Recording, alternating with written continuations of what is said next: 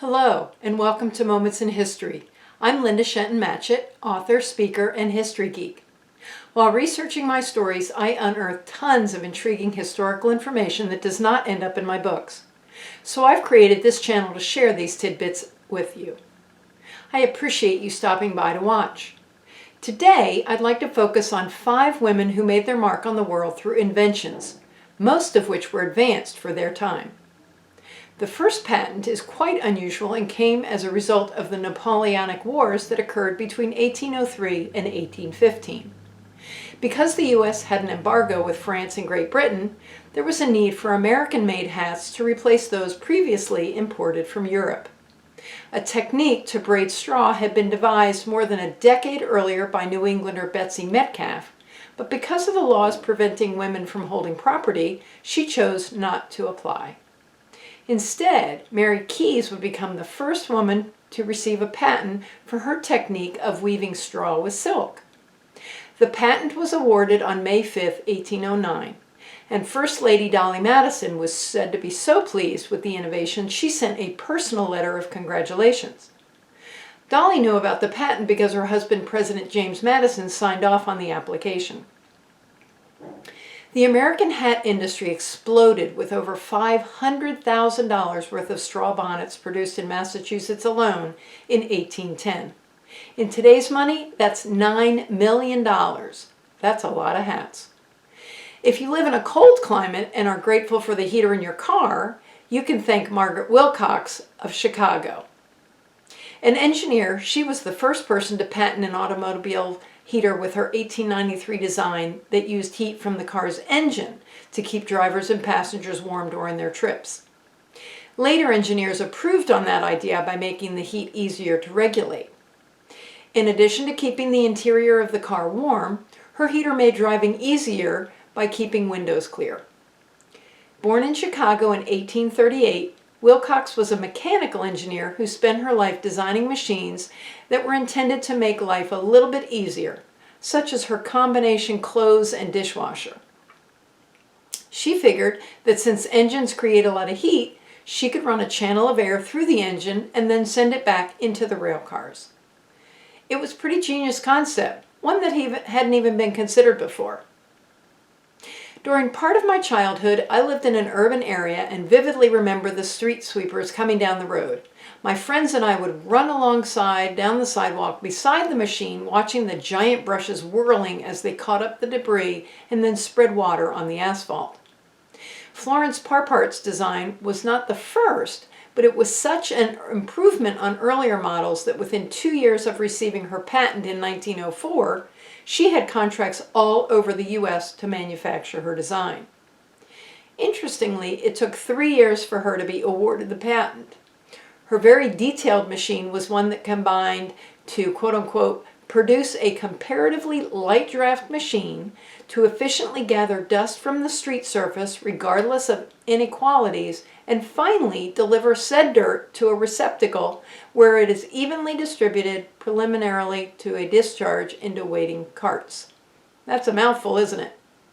Her co-patenter, Hiram Lehman, who helped her with the patent process, had married her by this time, and so he is also listed on the patent documents.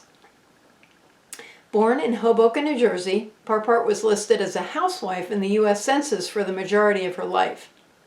In 1914, she went on to patent the electric refrigerator replacing the icebox. Are you a coffee lover? Are you familiar with the company Melita? You may be surprised to learn that the company is named after Melita Benz, a German entrepreneur who invented an easy, minimalist way to make coffee by placing it in a filter and pouring water over it. Born in 1873, she came from a family of entrepreneurs.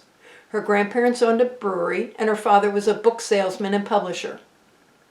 Melita received her patent in June 1908, and 6 months later founded her namesake company, which still operates under family control.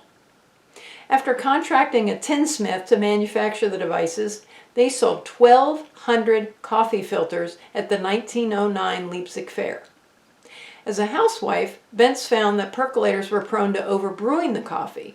Espresso-type machines at the time tended to leave grounds in the drink, and linen bag filters were tiresome to clean.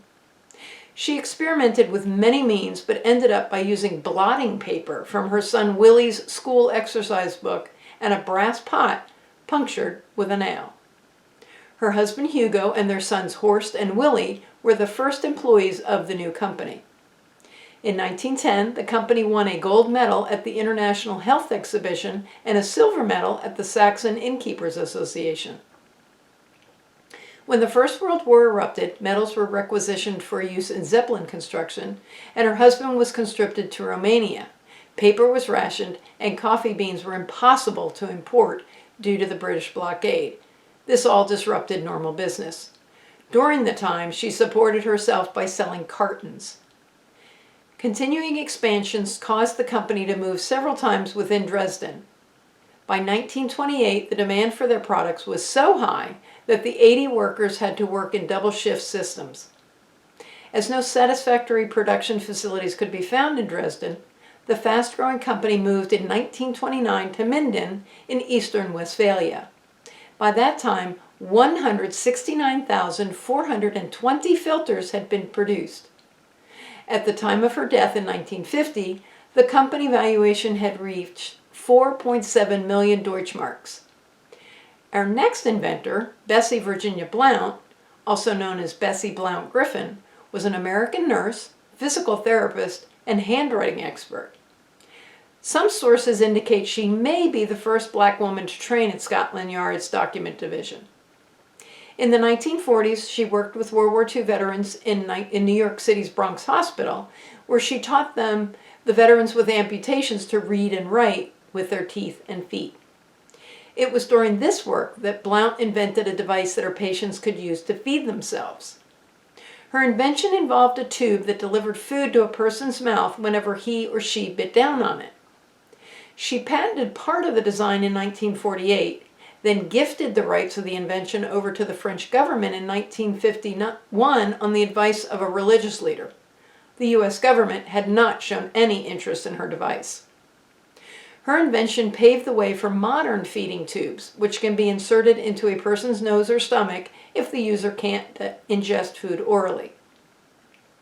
After patenting the feeding tube, Blount continued to invent and went on to become a forensic handwriting analyst. During her career, she was physical therapist to Thomas Edison's son, Theodore Miller Edison. During that time, Blount and Edison became close friends. She invented the emesis basin. You know that kidney-shaped bowl that's now a mainstay at medical facilities? Well, that one's hers. Hers was a disposable cardboard dish made out of flour, water, and newspaper that was baked until the material was hard. Once again, the U.S. showed no interest in her invention, so she sold the rights to a company in Belgium. Last but not least is Marie Van Britten Brown, a black nurse and inventor in New York City who, together with her husband, Albert Brown, patented the first home security system in 1969. She got the idea for the security system because of her husband working long hours as an electronics technician, and she often came home to their apartment and was alone. Marie started her invention by creating 3 peepholes in the door to provide access for tall and average height people along with their children. The next step was setting up a camera that could adjust from peephole to peephole to allow people inside the house to look outside to see who was there. She wanted to find a way to view who was outside the house from any room and decided a wireless television system would work best. So to do this, she used a radio-controlled wireless system that could stream the video to any television in the house. Along with the video system, she and her husband created a 2-way microphone system that allowed for communication between the family and the person at the door. There was also a remote unlock feature on the door. It could be done from a distance, and a button to alert police and security was also available. This system paved the way for modern security systems and has been cited in at least 32 patent applications that came after it.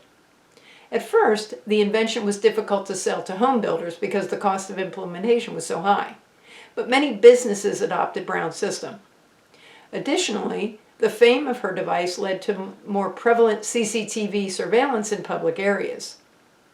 I hope you've enjoyed today's moment in history. If you'd like to learn even more history, please stop by my blog. It can be found at www.lindashentonmatchett.com. Please consider subscribing to my channel and click the bell icon to receive notifications of new episodes that generally release on the second and fourth Fridays of each month. You now have the opportunity to partner with me in my author journey through Patreon and receive exclusive benefits not available anywhere else.